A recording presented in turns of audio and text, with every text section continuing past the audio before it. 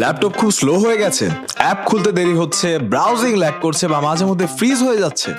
চিন্তার কিছু নেই, কিছু সহজ ধাপ ফলো করলে এরকম সমস্যার সমাধান করা যায়। প্রথমে ল্যাপটপ রিস্টার্ট করুন।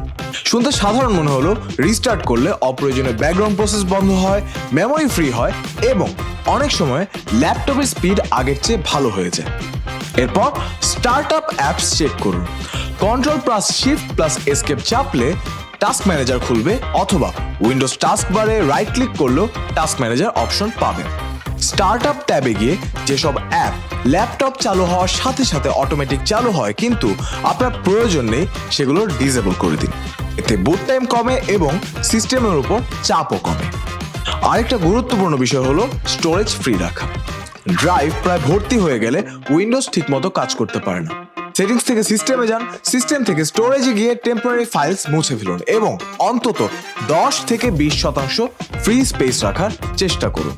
এছাড়া আপনি যদি উইন্ডোজ 11 ইউজার হন তাহলে এর স্টোরেজ সেন্স ফিচারটিও ব্যবহার করতে পারেন।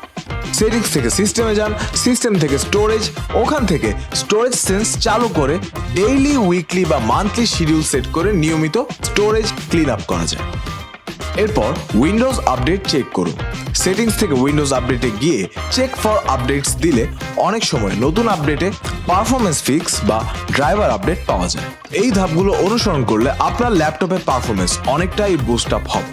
আরও বিস্তারিত জানতে ভিজিট করুন ryans.com।